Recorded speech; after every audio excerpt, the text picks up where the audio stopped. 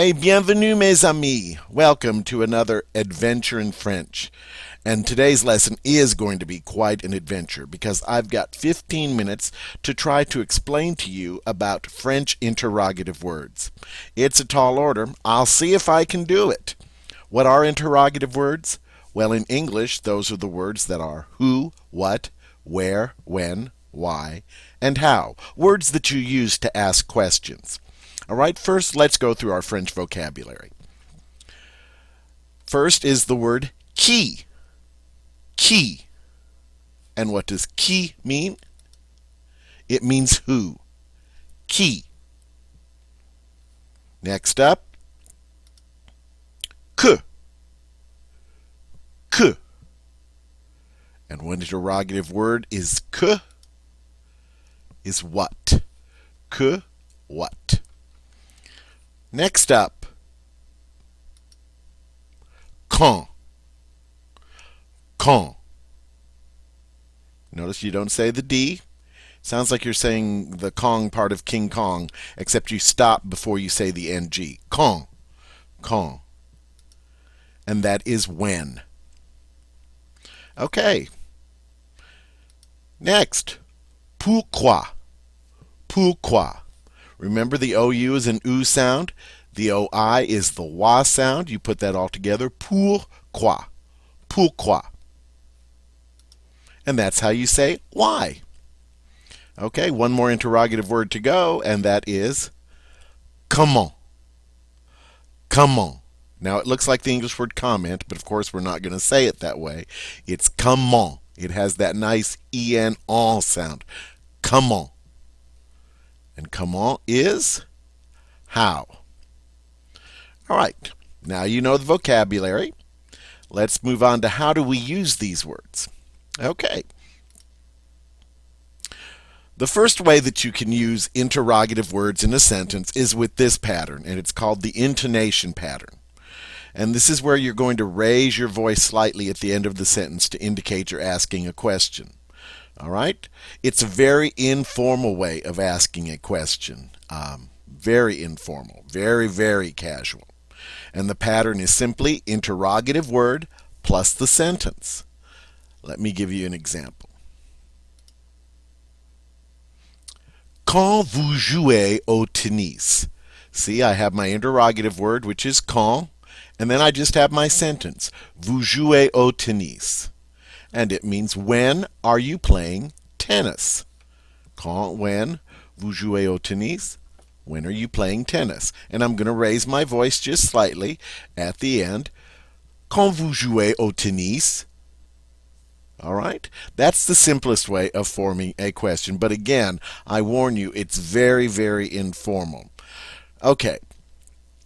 What's another way that we can form a question with our interrogative words? Well, let's see. The next one is the insertion pattern. And that's where you take your interrogative word plus the phrase est-ce que plus your sentence. Remember, est-ce que turns any sentence into a question. The only difference here is you're adding an interrogative word first. All right? Let's see what that looks like. Quand est-ce que vous jouez au tennis? I have my interrogative word quand, then I have the phrase est-ce que, and then I have my sentence, vous jouez au tennis. And this is everyday, perfectly fine language to use when speaking French. All right? It's neither informal nor is it formal. It's just everyday language. All right. And it translates as, when are you playing tennis? All right. Just another way of saying that, using est-ce que. All right. Now there's a third pattern you can use to form questions using interrogative words. And let's see what the next one is. And that is the inversion pattern. Now this is the very formal pattern. This is what you would use if you're giving a speech or if you're writing a paper or something like that. It's very formal. It's where you take your interrogative word plus an inverted sentence. And remember, when I say inverted, that means we're going to put the verb in front of the subject. All right, let's see what that looks like. Quand jouez-vous au tennis? Here's my interrogative word, quand, when. And then instead of saying vous jouez, now I've inverted that to be jouez-vous. And notice I connect those two with a hyphen. Whenever I invert, I connect the verb and the subject with a hyphen. All right? And it is when are you playing tennis? Again, this is the very formal way of forming questions with interrogative words. Okay. Well, that's a very good explanation, wouldn't you agree? Except we still have a few things to take care of. Let me show you what I mean. There are two interrogative words that serve as objects of a sentence. That is, they receive the action. Very interesting, don't you think, that an interrogative word could also be an object? That it could also receive the action of the sentence? Well, it's true. Let's see which two interrogative words those are.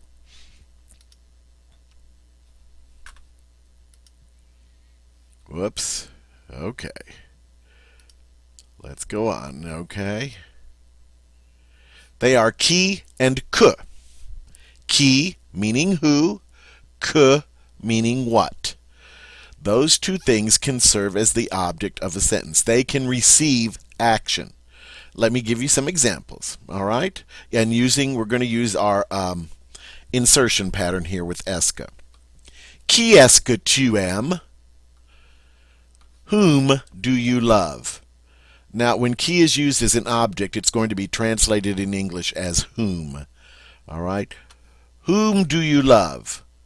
The subject of this sentence is you. The verb is love. Well, who's receiving the love? It's the whom. Who is it? Whom. Whom do you love? Okay? So in this case, who is an object. Let's look at qu'est-ce que tu manges? Now remember, que means what, but when I put que up against est ce, instead of saying que est ce, the French don't like that, too choppy, we're going to get rid of the e in que, put an apostrophe, merge it with est ce in something that's called an elision, and say qu'est-ce que tu manges?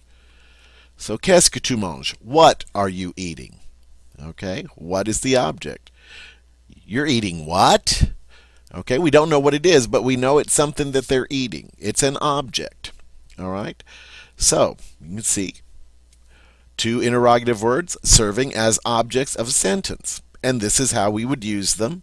Now you could also say qui tu aimes if you just wanted to use the intonation, or you could say qui aimes-tu if you wanted to use inversion. Likewise, you could say que tu manges with intonation, or que manges-tu if you wanted to use the inversion pattern. All right.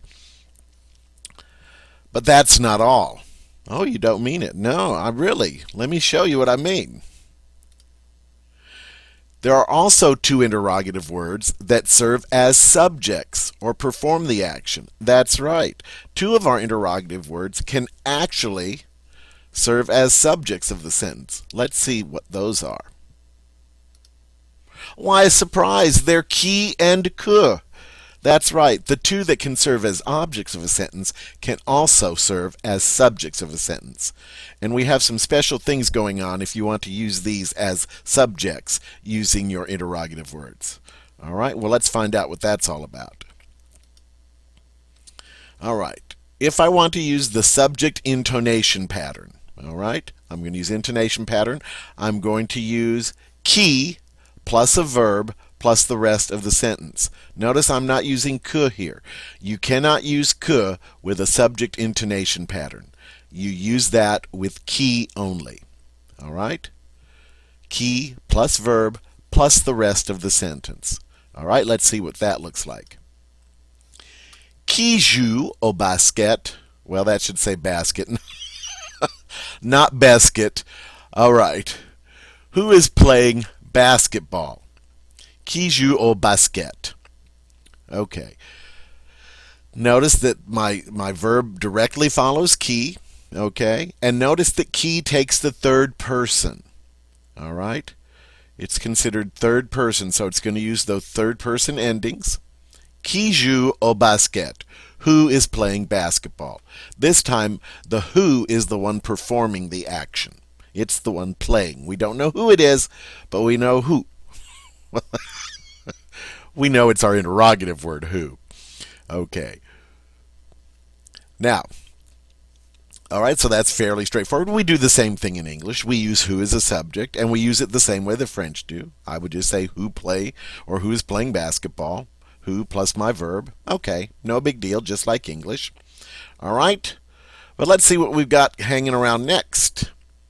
Oh, now we've got the subject insertion pattern. And in this one, we can use que. It also works with qui.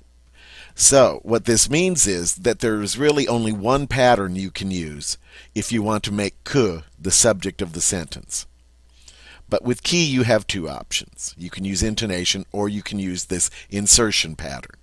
All right, remember insertion is going to be using esque, except, look at this, there's just a slight difference.